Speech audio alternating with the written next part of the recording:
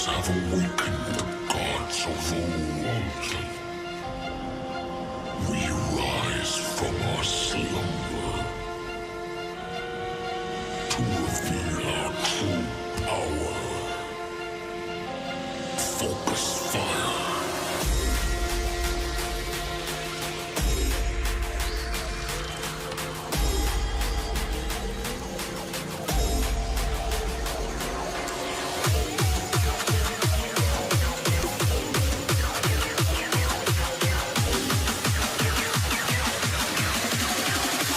Now to strike.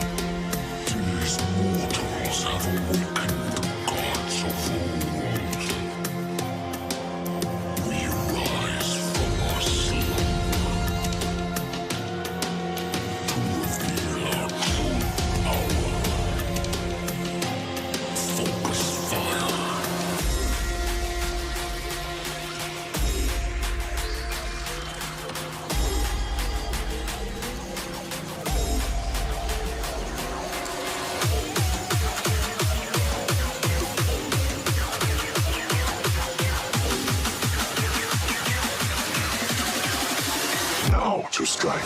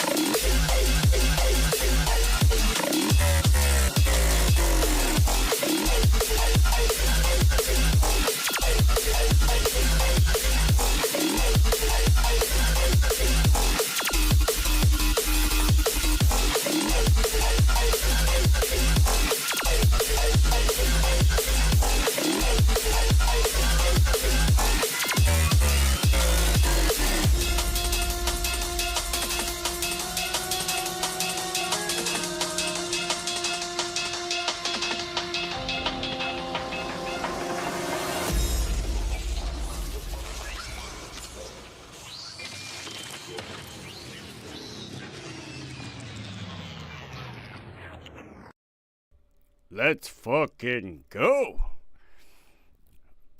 Let's fucking go, buddy. Back with more battle tactics and war strategies. Order of Assassins, Part 2. Unfortunately, I was not able to procure any of my Assassin's Creed gaming footage.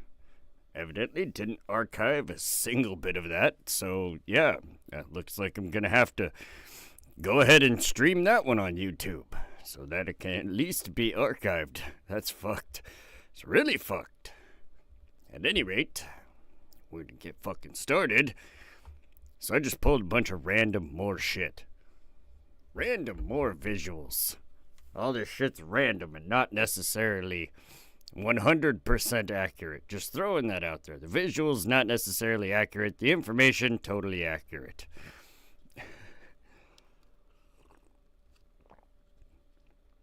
I mean, as accurate as it could be, right?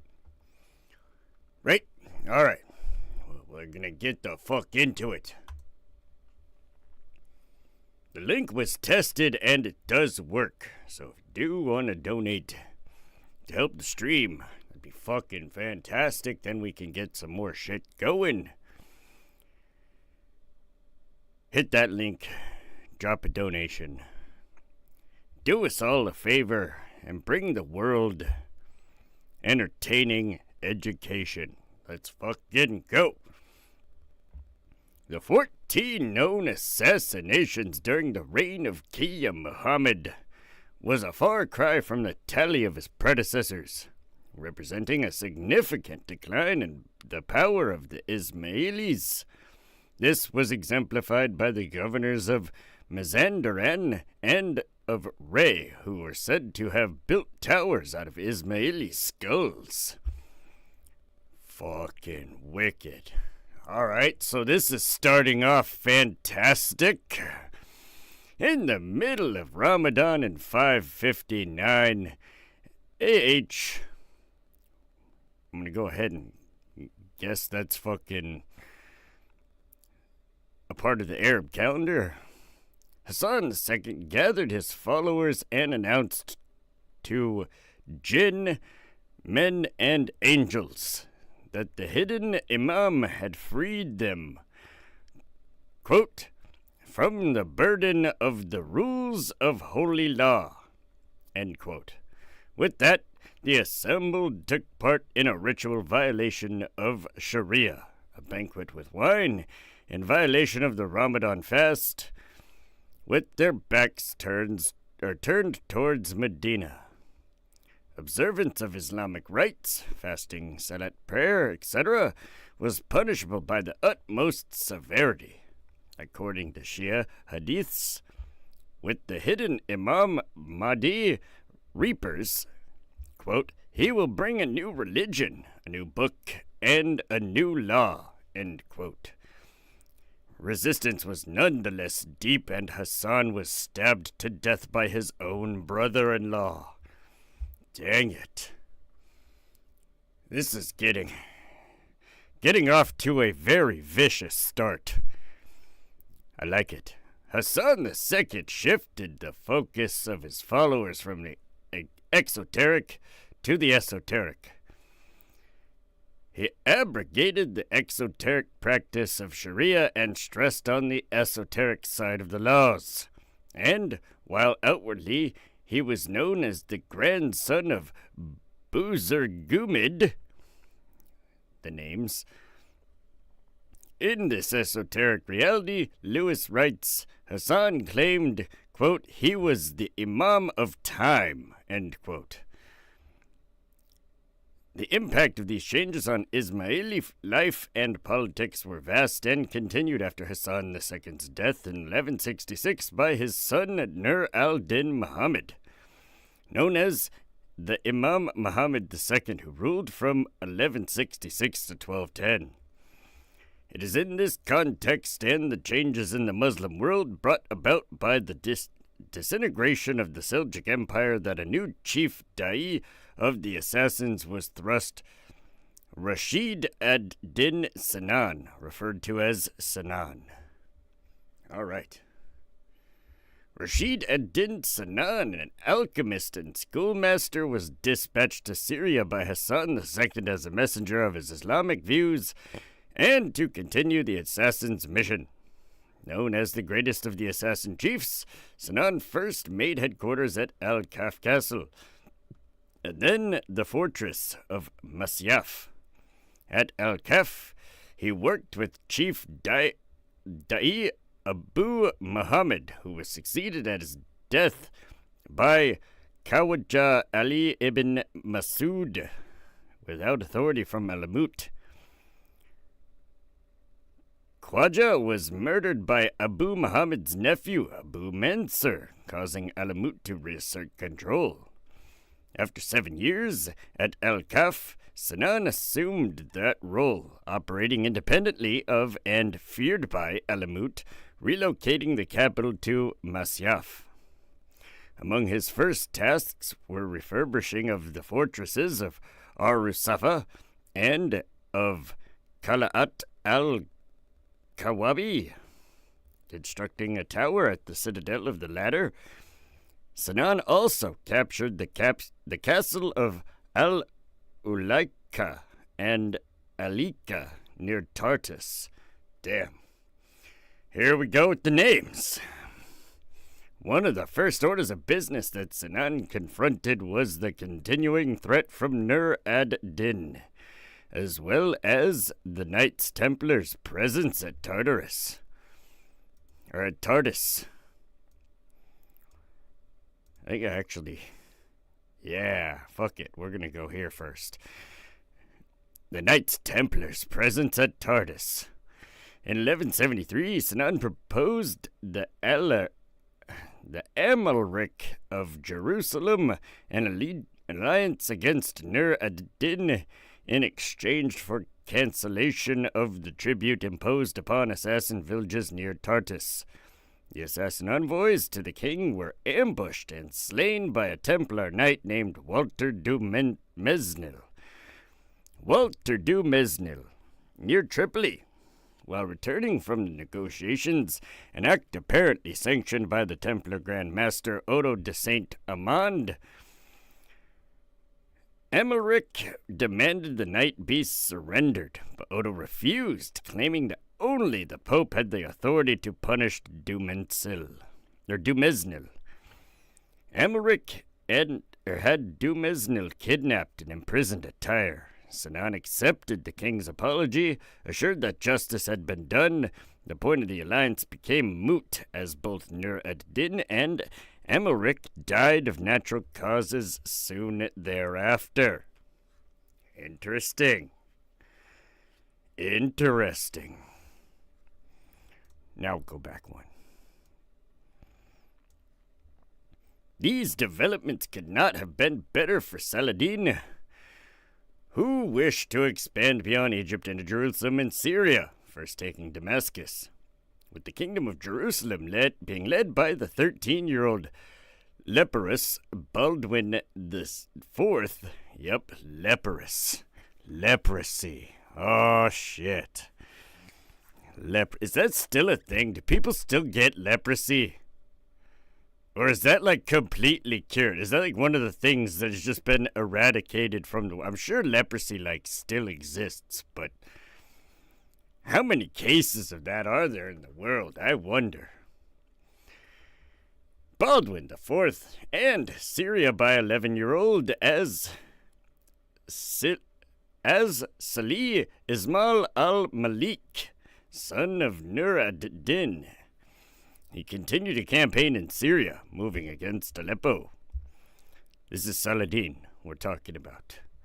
While besieging Aleppo in late 1174 or early 1175, the camp of Saladin was infiltrated by assassins sent by Sinan and as Salih's regent, Gumushtigin. These names are going to get me every fucking time. They're just going to destroy me. All right. We're trekking on. Nasir al-Din Kumartekin, Emir of Abu Qubais, was killed in the attack which left Saladin unscathed. Next year, after taking Azaz, assassins again struck, wounding Saladin. Gumushtigin was again believed to be complicit in the assassination attempt. Turning his attention to Aleppo, the city was soon conquered, and Saladin allowed as Salih and Gumushtigin to continue to rule, but under his sovereignty. Saladin then turned his attention back to the assassins, besieging Masyaf in 1176. Failing to capture the stronghold, he settled for a truce. Accounts of a mystical encounter between Saladin and Sinan have been offered. Saladin had his guards supplied with link lights that had chalk and cinders strewed around his tent outside Masyaf, which he was besieging, to detect any footsteps by the assassins. According to this version, one night Saladin's guards noticed a spark glowing down the hill of Masyaf and then vanishing among the Ayyubid tents. Presently, Saladin awoke to find a figure leaving the tent. He saw that the lamps were displaced, and beside his bed laid hot scones of the shape peculiar to the assassins, with the note at the top pinned by a poisoned dagger. The note threatened that he would be killed if he did not withdraw from his assault. Saladin gave a loud cry, exclaiming that Sinan himself was the figure that had left the tent. They set up traps for these guys. They literally set up fucking traps for these guys. Like, you're not doing it. You're not sneaking in here. They still snuck in there, left them the poison-tipped dagger and some scones. That's crazy. What the hell? These guys are ruthless, man. Ruthless. Literal ninjas. Like,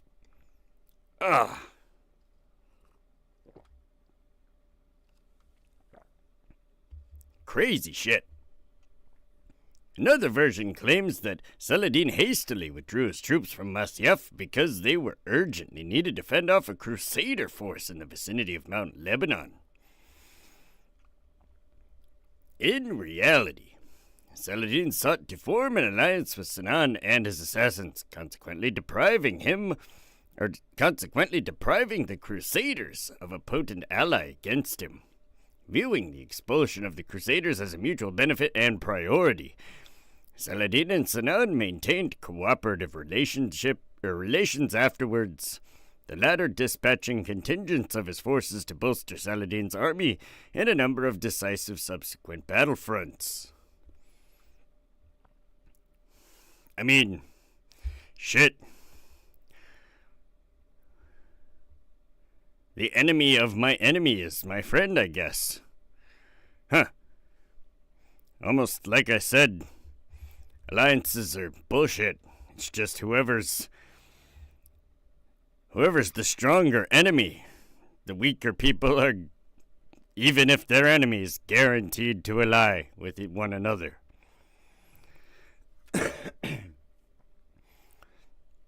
Not guaranteed, obviously. It's not 100% at the time, but it is repeating throughout history that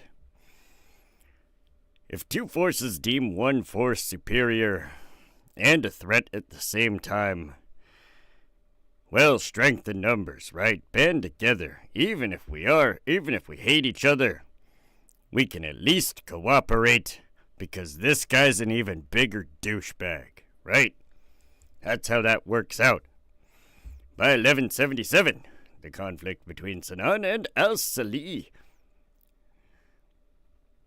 continued with the assassination of Shahab ad-Din Abu Salih, vizier to both as-Salih and Nur ad-Din. A letter from as-Salih to as-Salih to Sinan requesting the murder was found to be a forgery by Gumushtigin, causing his removal.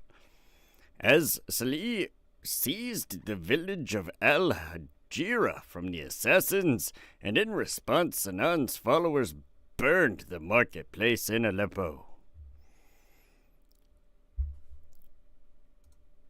In 1190, Isabella I was Queen of Jerusalem, and the Third Crusade had just begun.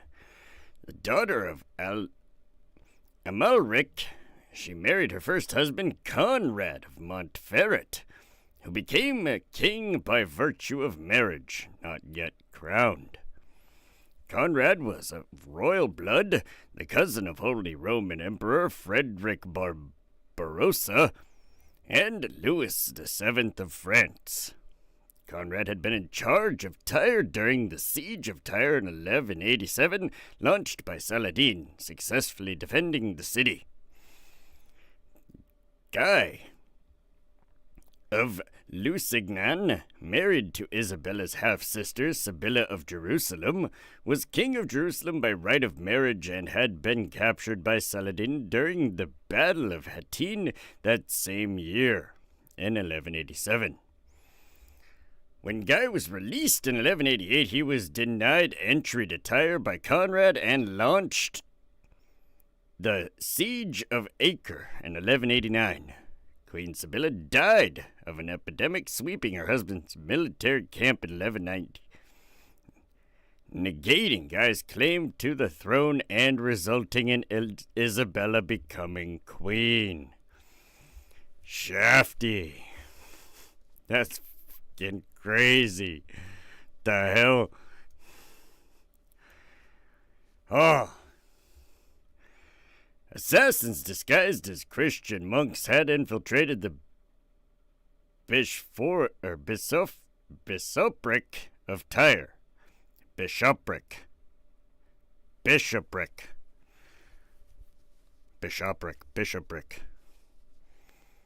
Something to do with the bishops of Tyre, gaining the confidence of both the Archbishop Josias and Conrad of Montferrat. There, in 1192, they stabbed Conrad to death. The surviving assassin is reputed to have named Richard I of England as the instigator, who had much to gain, as demonstrated by the rapidity at which the widow married Henry II of Champagne.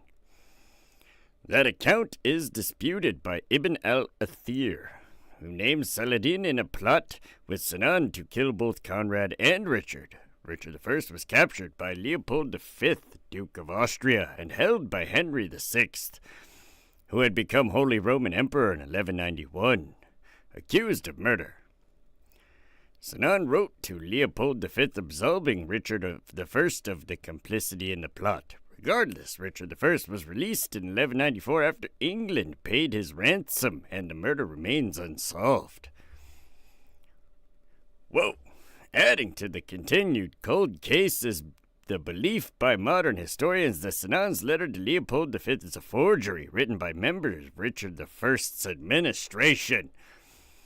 Bro!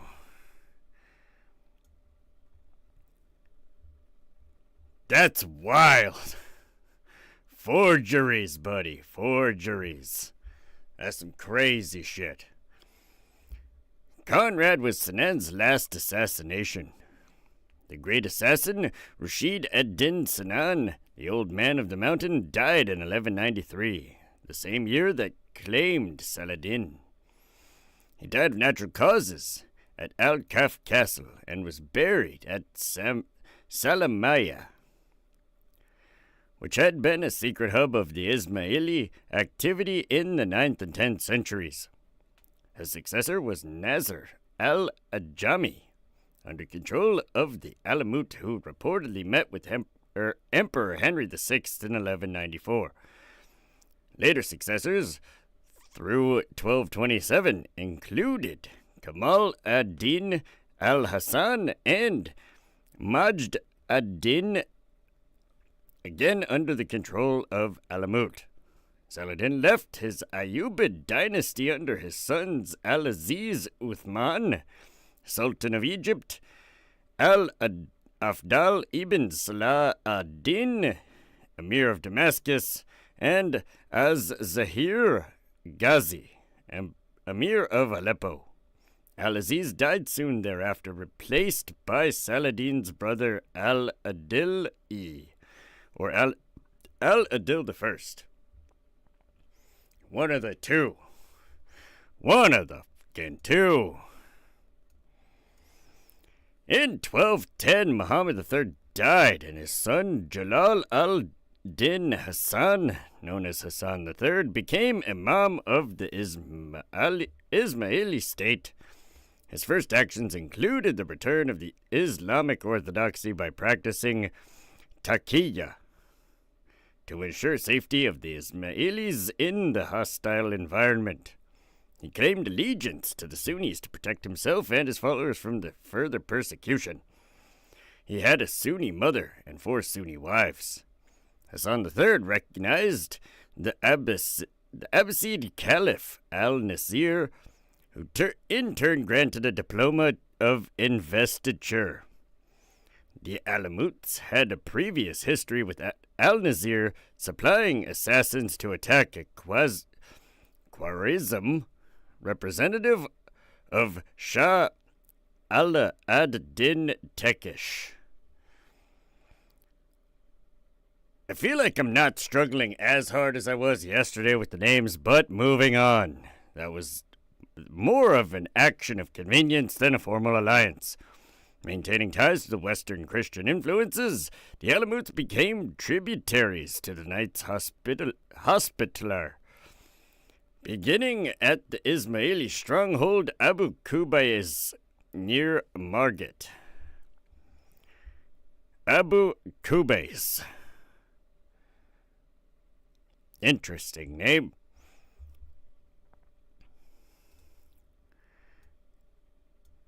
The court of Tripoli in 1213 was Bohemond IV, the fourth prince of Antioch of that name.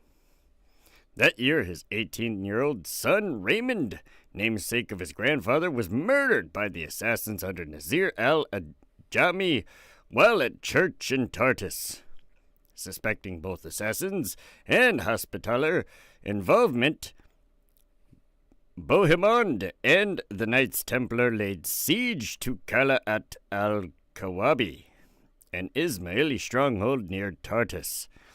Appealing to the Ayyubids for help, as Zahir Ghazi dispatched a relief force from Aleppo. His forces were nearly destroyed at Jabal Bara. As Zahir's uncle al-Adil, the first emir of Damascus, responded, and the Franks ended the siege by 1216. Bohemond IV would again fight the Ayyubids in the Fifth Crusade.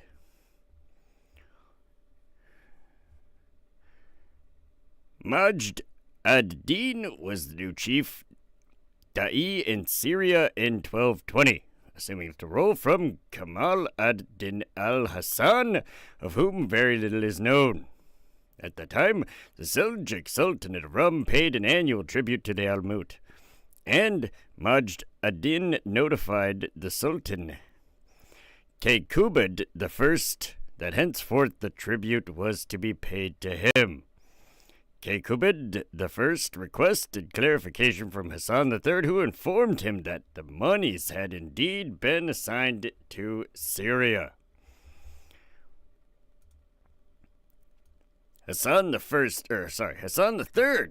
died in 1221, likely from poisoning. He was succeeded by his 9-year-old son, Imam Ala ad-Din Muhammad, known as Muhammad III, and was the penultimate Ismaili ruler of Alamut before the Mongol conquest. Because of his age, Hassan's vizier served as regent to the young Imam and put Hassan's wives and sisters to death for suspected poisoning. Muhammad III reversed the Sunni course his father had set, returning to the Shiite orthodoxy. His attempts to accommodate the advancing Mongols failed.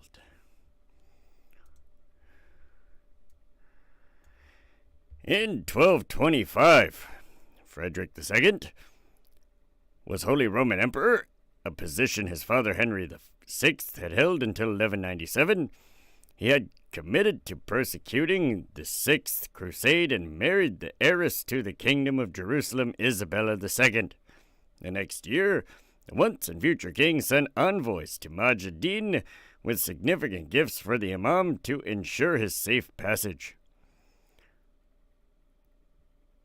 Khwarezm had collapsed under the Mongols, but many of the Khwarezmians still operated as mercenaries in northern Iraq. Under the pretense that the road to Alamut was unsafe due to these mercenaries, Majd ad-Din kept the gifts for himself and provided the safe passage. As a precaution, Majd ad-Din informed Al-Aziz Muhammad,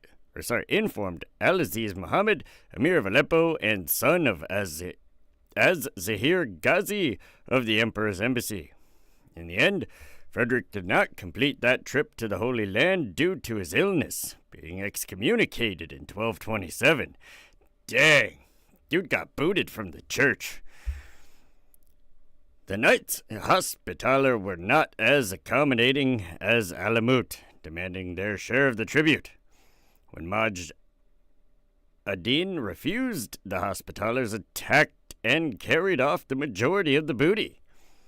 Majd ad-Din was succeeded by Siraj ad-Din Muzaffar ibn al-Hussein. I'm gonna reread that name. Holy shit, that's a fucking mouthful. Siraj ad-Din Muzaffar ibn al-Hussein. In 1227, serving as chief da'i until 1239. Holy shit. Alright, we'll go to the next one. Yeah, there we go. Get this one. Taj ad-Din Futu ibn Muhammad was chief da'i in Syria in 1239, succeeding Siraj ad-Din Muzaffar. At this point, the assassins were an integral part of Syrian politics. The Arab historian Ibn Wasil had a friendship with Taj ad-Din and rights of Badr ad-Din, Qadi of Sinjar, who sought refuge with Taj ad-Din to escape the wrath of Egyptian Ayyubid ruler as Salih Ayyub. Taj ad-Din served until at least 1249, when he was replaced with Radi ad-Din Abu al-Ma'ali. Holy shit. Why y'all got such long-ass names? Radi ad-Din Ma'ali. Alright, I think I nailed it that time. Exhausting. In the same year, Louis IX of France embarked on the Seventh Crusade in Egypt. He captured the port of Damietta from the aging Al-Salih Ayyub, which he refused to turn over to Conrad II, who had inherited the throne of Jerusalem from his parents, Frederick II and Isabella II. The Frankish Crusaders were soundly defeated by Abu Futu by Bars,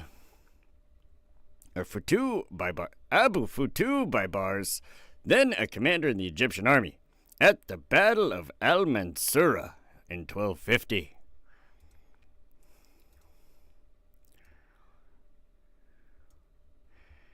St. Louis, as Louis IX was known, was captured by the Egyptians and, after a handsome reward was paid, spent 4 years in Acre, Caesarea, and Jaffa. One of the captives with Louis was Jean de Joinville, biographer of the king, who reported the interaction of the monarch with the assassins. While at Acre, emissaries of Radi ad-Din Abu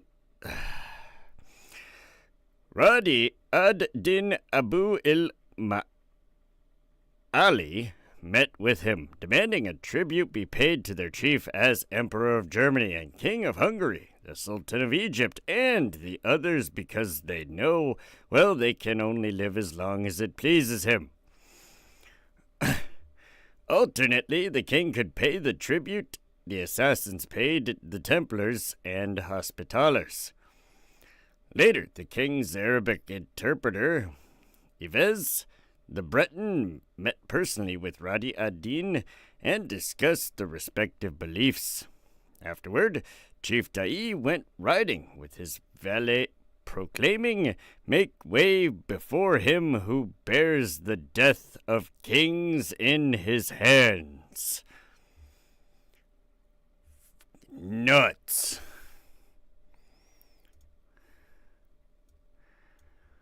The Egyptian victory at Al-Mansura led to the establishment of the Mamluk dynasty in Egypt. Muhammad III was murdered in 1255 and replaced by his son Rukin al-Din Kershaw, the last Imam to rule Alamut. Najm ad-Din later became chief da'i of the assassins in Syria, the last to be associated with Alamut. Louis IX returned to North Africa during the Eighth Crusade, where he died of natural causes in Tunis.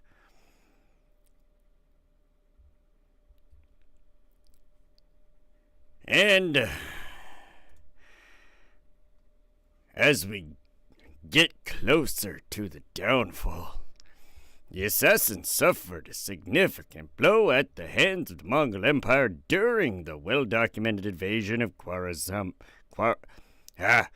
Khwarazm. I'm just going to go with that, Khwarazm. A decree was handed over to the Mongol commander, Ketbuka, who began to assault several assassin fortresses in 1253 before Hulagu's advance in 1256. During the siege of Mehmundiz nuts, I'm just kidding, the last Ismaili Imam capitulated to the Mongols. The Imam ordered his subordinates to surrender and demolish their fortresses likewise. The subsequent capitulation of the symbolic stronghold of Alamut marked the end of the Nizari state in Persia. Lamsar fell in 1257, Masyaf in 1267. The assassins recaptured and held Alamut for a few months in 1275, but they were crushed and their political power was lost forever. Rukn al-Din Kershaw was put to death shortly thereafter. Some strongholds continued to resist for many years, notably Gurdku. Though the Mongol massacre at Alamut was widely interpreted to be the end of the Ismaili influence in the region, various sources say that the Ismailis' political influence continued. In 674, 1275, a son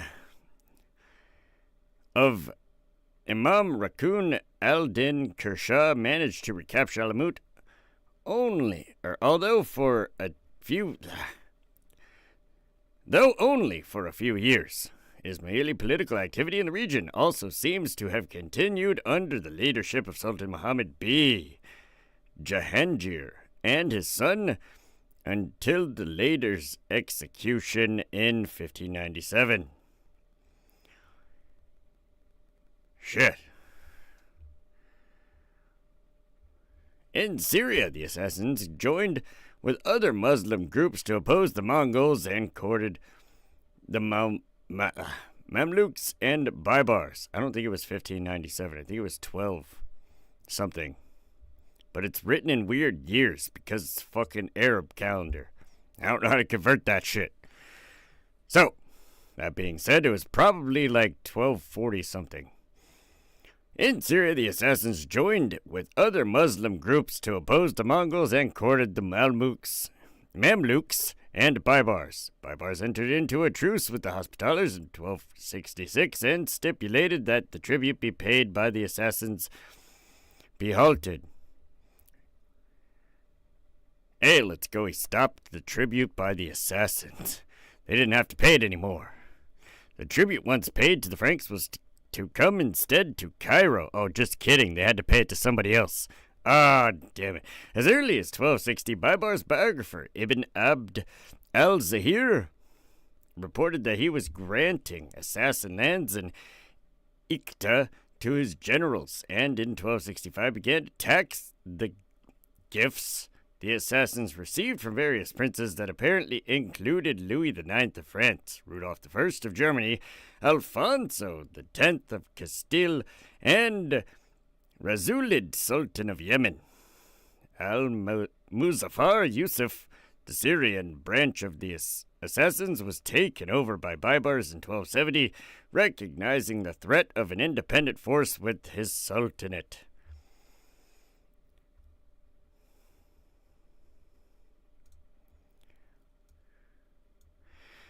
Najm ad-Din was replaced by Baibar's son-in-law, Sarim al-Din Mubarak, governor of Al-Ulaika in 1270. Sarim was soon deposed and sent as a prisoner to Cairo, and Najm ad-Din was restored at chief da'i at Masyaf. His son, Shams ad-Din, joined him in service, but owing a tribute to the Sultan. The next year, in the midst of the siege of Tripoli, 2 assassins were sent by Bohemond VI of Antioch, then Count of Tripoli, to murder his attackers, Baibars. Shams ad-Din was arrested in the plot, but released when his father argued his case. The Ismaili leaders were eventually implicated and agreed to surrender their castles and live at Babar's court. Najm ad-Din died in Cairo in 1274.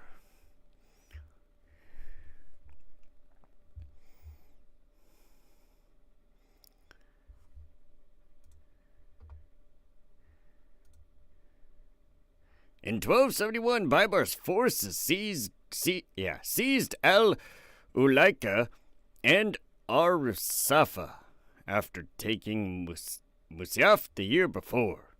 Later in the year, Shams ad-Din surrendered and was deported to Egypt.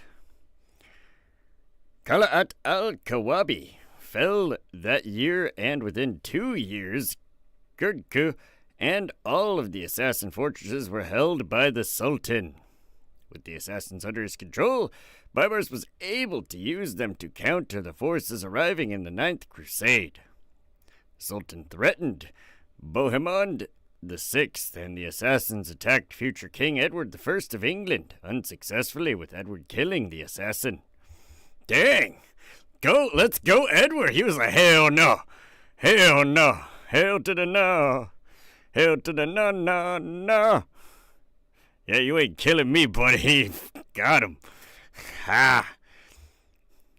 The Sultan threatened Bohemond VI, and the assassins attacked future King Edward I of England, unsuccessfully, with Edward killing the assassin. Edward I of England, the legend. Just defending yourself from a ninja. That doesn't happen very often. You're here for a little bit at least. Well, let's go. Welcome in, Kyle. How you doing? The last known victim of the assassins was Philip of Montfort, Lord of Tyre, long enemy of the Baybars. Philip helped negotiate the truce following the capture of Damietta by Louis IX, and had lost the castle at Toron to Baybars in 1266. Despite his advanced age, Philip was murdered by Baybars assassins in 1270.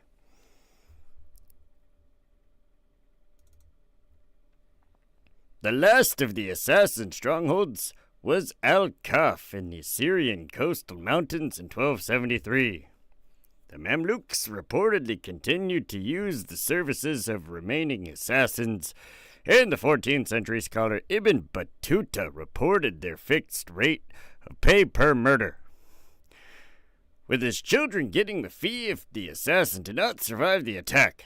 There are nevertheless no recorded instances of assassin activity after the later 13th century. They unremarkably settled near Salamiyya, with the still large Ismaili population that recognizes the Aga Khan as their imam. Let's go. So, that's the history of the Order of Assassins.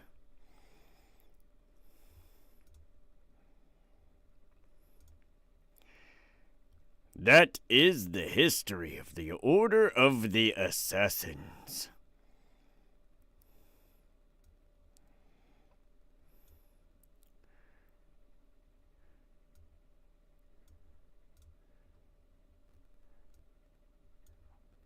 Now we're going to go over a little bit of extra stuff here. A little bit of extra stuff just for the fun of it. I mean, this is battle tactics and war strategies after all. Might as well go over some of the military tactics involved, right? Already subbed, but dropped a like and some share. Let's go. Thank you, Kyle, you legend. In pursuit of their religious and political goals, the Ismailis adopted various military strategies popular in the Middle Ages. One such method was that of assassination, obviously. The selective elimination of prominent rival figures. The murders of political adversaries were usually carried out in public spaces, creating resounding intimidation for other possible enemies. That in and of itself is a strategy. It's not just the assassinations, it's the public assassinations that fucking really got under people's skins. They were like, in public, holy shit. It's because the assassinations didn't have the assassinators, the assassins themselves, did not have fear of death. They were just ready to, like, get, turned on real quick and then not be able to make it out alive. As long as they got the job done, that's the only thing that matters. Right?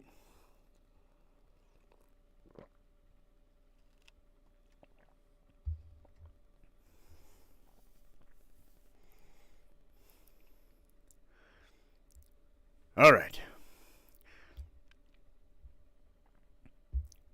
Throughout history, many groups have resorted to assassination as means of achieving political ends. The assassinations were committed against those whose elimination would most greatly reduce aggression against the Ismailis, and in particular against those who had perpetrated massacres against the community. A single assassination was usually employed in contrast with the widespread bloodshed which generally resulted from factional combat. Assassins are also said to have been adept in Furusiya, or the Islamic warrior code, where they were trained in combat, disguises, and equestrianism.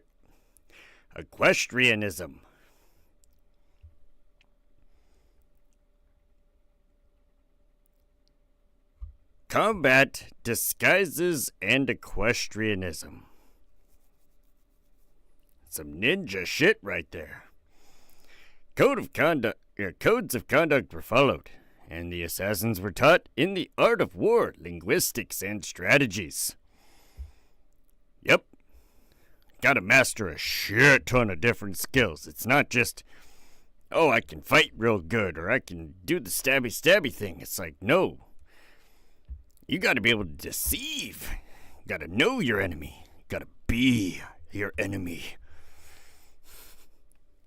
Very cool. It's so late you're falling asleep. Sorry, no worries, Ben Talk. Thank you for stopping in. Freaking legend, let's go.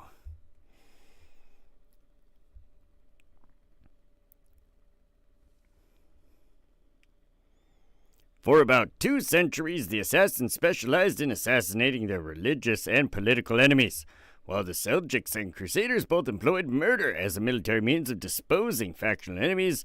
During the Alamut period, almost any murder of political significance in the Islamic lands was attributed to the Ismailis. So, inflated had this association grown that in the work of Orientalists such as Bernard Lewis, the Ismailis were equated with the politically active Fidais, and thus were regarded as radical and heretical sect known as the Assassins. The military approach of the Assassins' Ismaili state was largely a defensive one, with strategically chosen sites that appeared to avoid confrontation wherever possible without the loss of life. But the defining characteristic of the Assassins' Ismaili state was that it was scattered geographically throughout Persia and Syria. Alamut Castle, therefore, was only one of a nexus of strongholds throughout the regions where Ismailis could retreat to safety if necessary. They were like the Viet Cong before the fucking Viet Cong. They had their own Ho Chi Minh Trail, the Assassin Minh Trail. Shit, that's funny. West of Alamut in the Sharud Valley, the major fortress of Lamsar served as just one example of such threat. In the context of the political uprising, the various spaces of Ismaili military presence took on the name Dar al-Hijra, land of migration, place of refuge. The notion of the Dar al-Hijra originates from the time of Muhammad, who migrated with his followers from persecution to a safe haven in Yathrib. In this way, the Fatimids found their Dar al-Hijra in North Africa. From 1101 to 1118, attacks and sieges were made on the fortresses, conducted by combined forces of the Seljuks, Barkiyaruk and Ahmad Sanjar. Although, with the cost of lives and the capture and execution of assassin Da'i Ahmad ibn Atash, the assassins managed to hold their ground and repel the attacks until the Mongol invasion. Likewise, during the revolt against the Seljuks, several forces served as spaces of refuge for the Ismailis. Assassins are fucking legends, bro. They're like, nah. Ain't shit you can do about it, buddy. Ain't shit you gonna do about it. Marco Polo recounts the following method of how the Hashashin were recruited for jihad and assassinations on behalf of their master in Al-Mut. Yes, Hashashin. Marco Polo was like, the word assassin came from the word hashish because they were getting blasted. They had their ovens turned all the way up to 420 and they were getting baked, buddy. So they came up with all their creative assassination ideas. He was named Alo-Eddin, and his religion was that of Mahomet. In a beautiful valley enclosed between two lofty mountains, he had formed a luxurious garden, stored with every delicious fruit and every fragrant shrub that could be procured. This is all in quotations, by the way. Palaces of various sizes and forms were erected in different parts of the grounds, ornamented with works in gold and paintings with furniture, rich silks. By means of small conduits contrived in these buildings, streams of wine, milk, honey, and some pure water were seen to flow in every direction. The inhabitants of these palaces were elegant and beautiful damsels, accomplished in the arts of singing, playing upon all sorts of musical instruments, dancing, and especially those of dalliance and amorous allurement. Clothed in rich dresses, they were seen continually sporting and amusing themselves in the garden and pavilions, their female guardians being confined within doors and never suffered to appear. The object which the chief had in view in forming a garden of this fascinating kind was this, that Mahomet, having promised to those who should obey his will the enjoyments of paradise, where every species of sensual gratification should be found in the society of beautiful nymphs, he was desirous of its being understood by his followers that he also was a prophet and the compeer of Mahomet, and had the power of admitting to paradise such as he should choose to favor. In order that none without his license might find their way into this delicious valley, he caused a strong and inexpugnable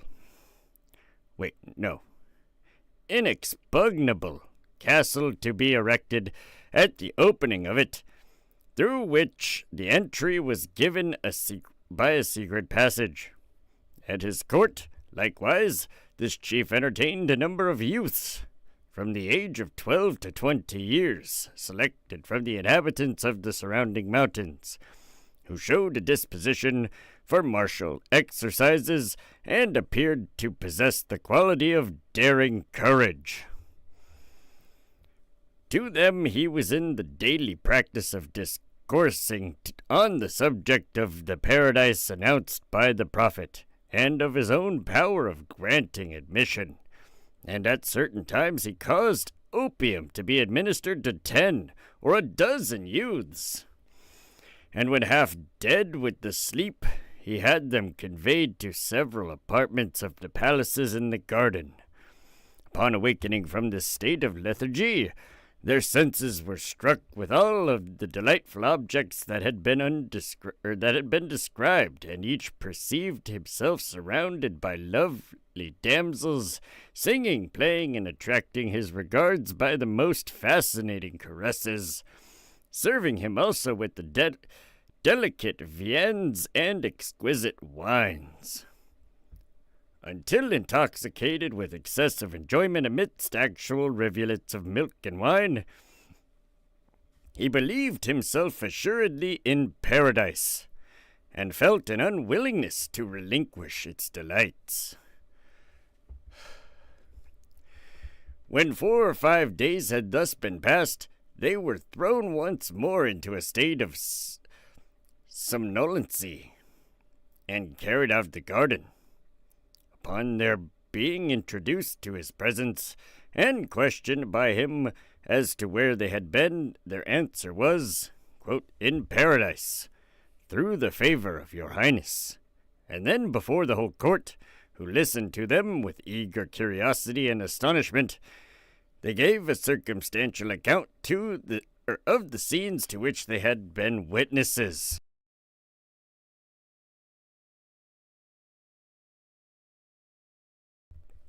The chief, thereupon addressing them, said, "We have the assurances of our prophet that he who defends his Lord shall inherit paradise, and if you show yourselves devoted to the obedience of my orders, that happy lot awaits you."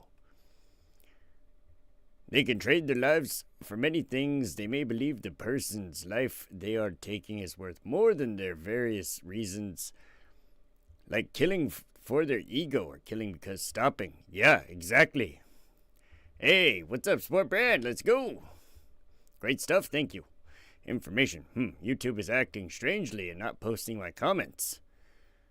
Weird. Yeah, it's been doing that to me a lot lately, too. I don't know. It's been being fucking iffy. I have no idea.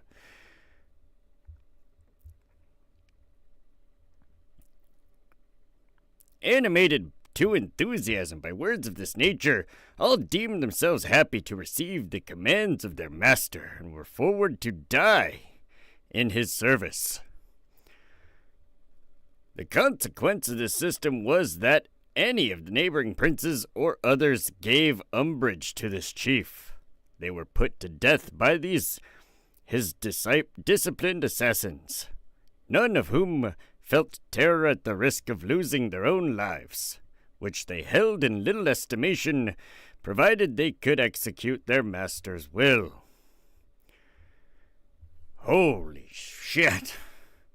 This is a read, buddy. This is a fucking read. My goodness. All right. And Marco Polo continues on with, during the mid-12th century, the assassins captured or acquired several fortresses in Syria, or in Nusayaria mountain range in coastal Syria, including Masyaf, Rusafa, Al-Kaf, Al-Kadmus, Kawabi, Sarmin, Kuliya, Uleika, Manika, and Abu Kubais.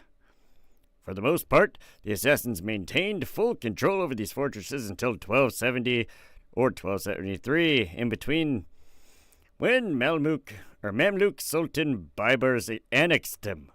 Most were dismantled afterwards, while those at Masyaf and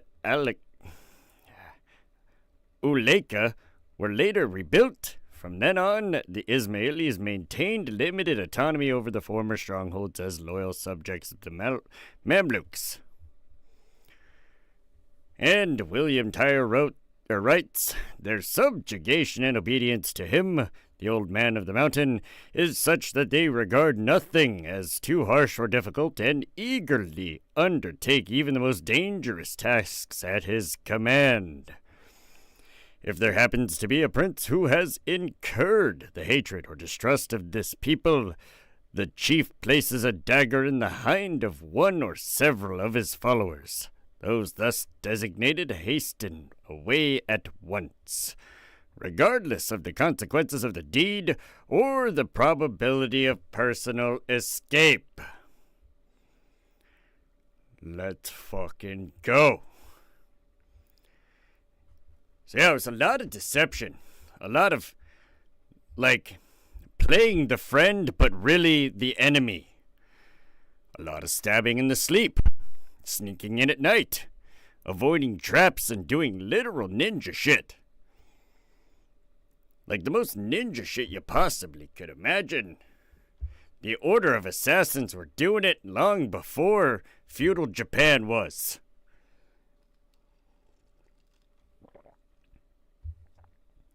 The real ninjas came from the Middle East. Still Asia, technically. Technically still Asia. But that is fucking the conclusion of the Order of Assassins. We finished it in 2 parts. Check that shit out. I knew I was getting close.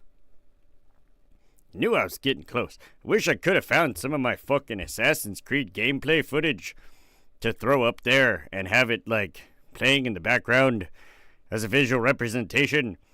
But evidently I didn't archive the fucking streams when I did them on Facebook. So I'm just gonna have to fucking restream it on YouTube. So that'll probably be coming up after I finish some shit fucking around with Star Ocean. So if you like the gaming streams, look forward to fucking Assassin's Creed, because evidently I don't have that video footage saved, and that might come in handy at a later time. Might actually come in handy, so we're gonna go ahead and we're gonna stream the shit out of that. So, the next one, what we're gonna get started on with battle tactics and war strategies. Let's see, what day is 16th? It's not quite time to get into the Hungarian Ottoman Wars. So I'll probably just look into some, like, other shit in the area. Pull something random. I don't know, we'll see. We'll see. Aviation Prado's coming on Thursday. I mean, technically tomorrow. But is it really? It's still tonight, so the stream that tonight is, I guess, Wednesday night, is going to be another battle tactics and war strategies. I just don't know what yet. And moving into Thursday, I'll probably just post something random for Aviation Prattle. I don't know. Maybe we'll do some more shit on airships. Like, the USS Akron or some shit. I don't know, because our airships were cooler than Germany's airships. We used helium. We were the only ones that fucking had it. Let's go. United States. Yeah, it's getting closer to Halloween. Halloween is going to be the Vlad the Impaler 3-hour episode. 3-hour battle tactics and war strategies. An all in-depth look at Vlad the Impaler and all the gore that was Wallachia during the Ottoman invasion and leading up to. So, that should be fun. Should have a good fucking time. Off to bed. Have a great remainder of my stream. Well, thanks, Kyle. Probably, it's just efficient and low effort. Yeah. I hope it's posting my comments.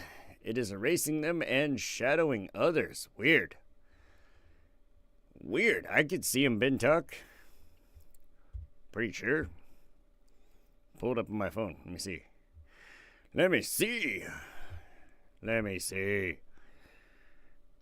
I can see all your comments on my phone. I can see all your comments, at least from what I can tell. I don't know if I've missed anything. I hope not. Yeah, have a good night, Kyle. Appreciate you stopping in, you freaking legend. Let's go, buddy. Let's go. But yeah, I mean, that concludes the Order of Assassins. Maybe we'll get into some more assassin stuff tomorrow. We'll look at some, like, Sikh stuff. Because those guys are crazy, too. Fucking Sikhs, man. They've had to defend themselves against Hindus and Islams. Like Islamics and Hindus. And it's funny because they get mistaken for both all the time. These dudes had to be like, they went from being like relatively peaceful to like, fuck it. We don't have the ability, like we don't have the luxury of being pacifists about this. So we're gonna have to fucking take up arms and defend ourselves like a bunch of legends. I don't know. I think Sikh history is pretty fucking awesome. Did you see the one about the poison?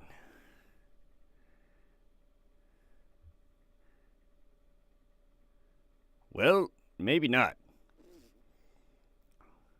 Huh.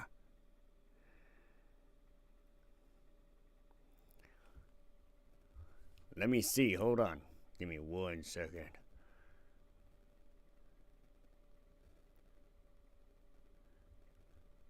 Nope, I did not. It is not posted up there. I have the entire comment history up to my link that I originally posted and pinned.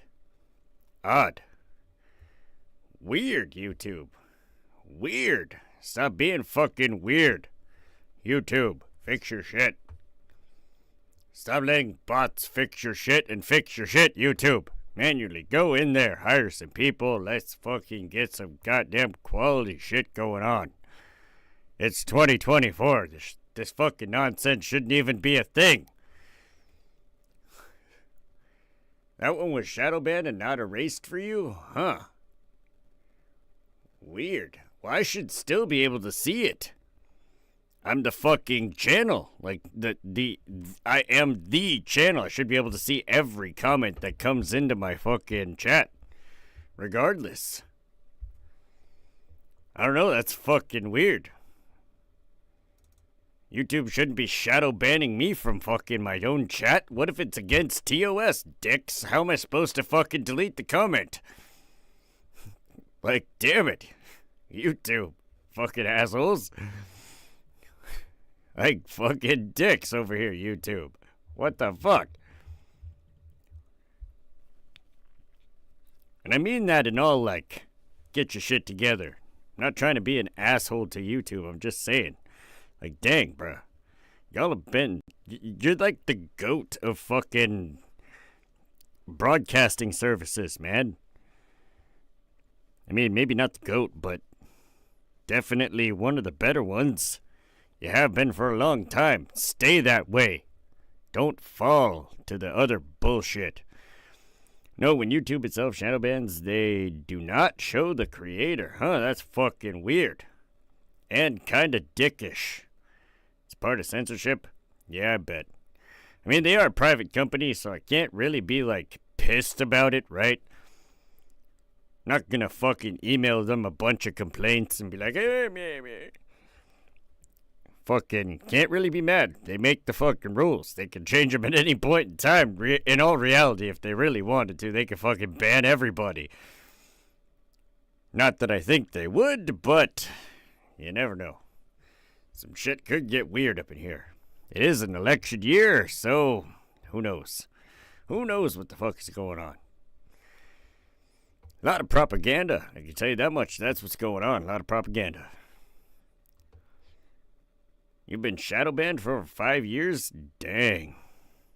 I mean, I'd probably get some fucking...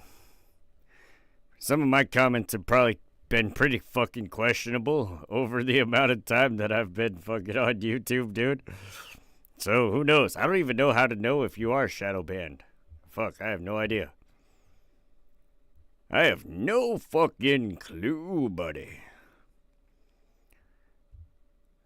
It's crazy. But, at any rate, that was all the content I had for you guys tonight. I'll look into some other shit. find some other stuff, and then bring you some better content. Freedom of speech should be extended to public chat platforms. Yes, it should. I mean, ultimately, I feel like there should be at least one platform that allows whatever the fuck to go on, right?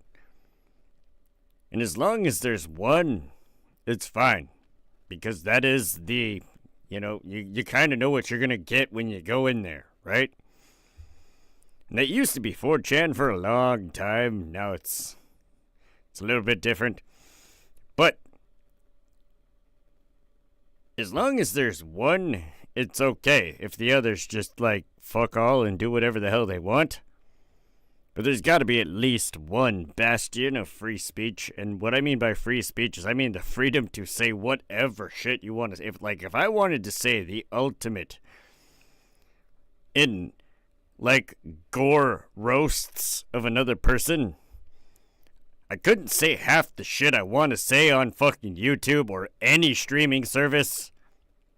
Really? I'd probably even get fucking banned off Rumble. Log in another account if you can't see it on that one, but can see it on your original, then it has been shadow banned. Yeah, I've had comments be shadow banned. But it is what it is. I mean, shit, man. For a good minute, I thought my page itself, my channel itself, was fucking shadow banned. But evidently it's fucking not. One of my shorts is almost to 1,000 views. Be the first video I have that reaches a fucking 1,000 views. Let's go. Or just a logged out account on a different browser with different cookies. Yep.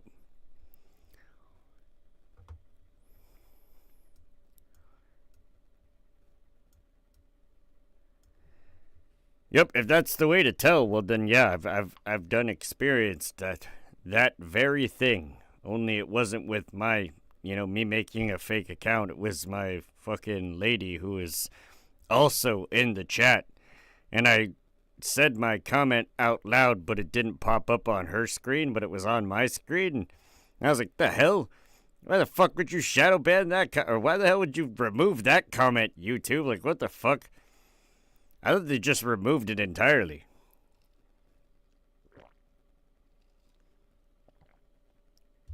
But that being said, it is 2 a.m. I'm not going to keep y'all up. I might be up for a while because I just fucking drank 3 cups of fucking coffee to do an hour stream. So, there's a possibility I might come back and just game for a fucking couple hours. Like I did last night. We'll see. There's not really much I can do. It's fucking freezing. Literally freezing outside. It's fucking... What is it right now? Come on. Reload. Refresh. Weather thing. There's no way it's fucking 80 degrees outside right now. Hello? Oh, it's currently 39 degrees. Wonderful. It's fucking 39 degrees. Fantastic. Yep, it's fucking freezing. You said poison and info manipulation is your favorite assassin tactics? Oh, man. I have a few of my own that I don't think I could say on YouTube without finding it in a historical context first, and then being like, yeah, that one, right? But I can't just bring it up and say it. I mean, these last 2 videos, barely skating by on the fucking not getting age restricted. It's crazy to me. I mean, I honestly don't even know if the one from yesterday did get age restricted or not. It doesn't show up. Setting up your target to be attacked or attack someone else on false info or planted evidence. That's a good one too. It's a good one, too. Or disguising yourself as a pastor or some kind of religious figure, a leader in the community, living as that prestigious religious community leader for multiple years, gaining the trust of the fucking sultan or personal, like the king or whatever the fuck, whoever's leading the land, right? Become one of his personal, close religious friends. And then you know what happens from there. Infiltration. Infiltration. The number one. The number one, man. That takes a whole nother level of dedication. To do a 5-year infiltration assassination, right? Like fucking Bahram did to one of the sultans in fucking Turkey or Persia or whatever. Fucking Turkey obviously wasn't a country at the time, but the Seljuk Turks were. So, right? Fucking dude disguised himself as a fucking religious person, like a religious leader, gained popularity in the public, and then with that popularity became friends with the Sultan and assassinated the Sultan on like a 5-year journey. Just straight dedication. That one is personal and good for info extraction. Exactly. Exactly. Because then, if you get yourself infiltrated in there, you can find out everything you need to know about other targets. For efficiency, you like poison and info. Yeah, see. I mean, don't get me wrong, they're all effective. I just think infiltration is the coolest. Right? Because it's fucking... It really takes a shit ton of planning. The planning has to go perfectly. You can't get found out. You're never able to break character a single time. It is the ultimate form of deception. Technically, using a shit ton of, coercion, propaganda, and fucking authority, religious authority. That's fucking crazy to me. That is wild as shit. The level that some people will go to throughout history to just fucking take care of the job, right? To get the job done. Doesn't matter what it fucking takes. As long as the job gets done, it is cool. Yeah, buddy. Well, shit. I'm gonna hop out of here, go walk my dogs. If I do pop back on for a gaming stream, well, then I'll see you then. If I don't, it's probably because I passed out on my couch. We'll see. We'll see what happens. I hope every single one of you has an amazing morning, afternoon, evening, or night. No matter where you're at in the world, enjoy your time. Because evidently, Boeing doesn't do quality assurance anymore. You could just have a random part from an airplane fall out of the sky and take you out. You don't want that to happen. Shit, Boeing doesn't want that to happen. But it could happen. And that being said, enjoy your time. Because you never know what could happen. As for me, my time is up. Have a good night, Bintok. Have a good night. Sleep well. And the rest of you, enjoy your sleep as well, freaking legends. Me, I'm not going to sleep. I just drank 3 fucking cups of coffee. So, I'll catch y'all later. Catch y'all next time. Tomorrow night, midnight 30, or, in between midnight 30 and 1 a.m. It's usually when the stream starts. Hit that bell. Get notified every time I go live for more war action and gore. aviation, sometimes parkour, and sometimes gaming. Just at random intervals whenever I can. Alright, we'll see y'all later. Deuces.